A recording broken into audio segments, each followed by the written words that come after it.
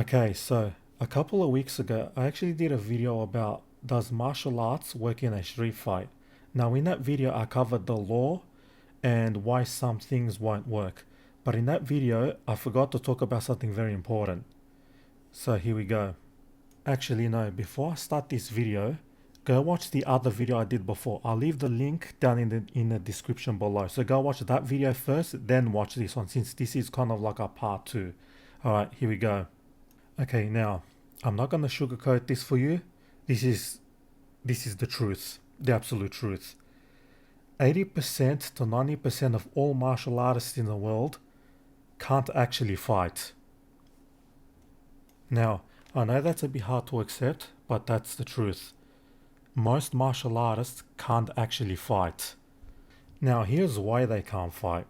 It's because that when they go into their dojos, right, they practice their respective martial arts, they become very good, they get the black belt, whatever.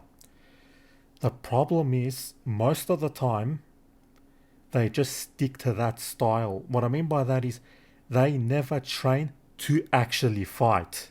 And now, yes, I know what you guys are going to say. Oh, but in my dojo, we do a lot of sparring and all this stuff. Yes, but here's the thing. If you just spar in tournament rules, what do you expect? You're not going to be able to actually fight in a street fight because you're training for tournaments. Does that make sense? You have to train in a way where you're going to be fighting in a street fight to prepare yourself for a street fight. Because the thing is, if you're training for tournaments, you're training in a safe environment. You're going for a safe environment. In the street, it's a very dangerous situation. You have to be prepared for that dangerous situation. Now, I'm not saying for you to go into the dojo and train dangerously. That's not what I'm saying. What I'm saying is you need to train in a way to prepare yourself for a street fight. Now, I'll give you guys an example. Take MMA fighters. Now, these guys are very capable fighters. Why? Because the way they train, the way they prepare themselves for the octagon. Now, when they do get in the octagon, they try to punch each other out, they try to knock each other out. Their kicking is, all for real, the grappling is all for real. You know what I'm saying?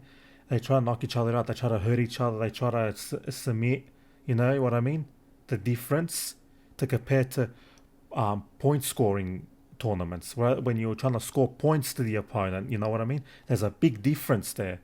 That's what I'm trying to say. If you're not training for a street fight, you're never going to be able to fight in a street fight. Now, if you want to become a capable fighter, you have to know how to box. You have to know how to kick properly.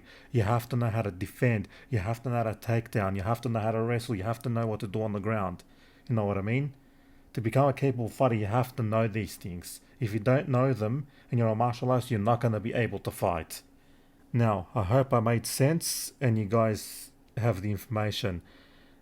Now, I said it before in the other video and I say it again now. Guys, please do not get into street fights. They are dangerous. You're going to get yourself hurt and you're going to get other people hurt. There is no point of a street fight. Trust me on that. They are not worth it. Now, here's the thing. If you want to fight, go to an MMA place, learn everything, go fight in the octagon. That's the best place, you know what I mean, to fight. That's the best place, the octagon, to fight. Don't get into street fights. That's just my last message to you guys, so thank you for watching. I'll see you in the next video.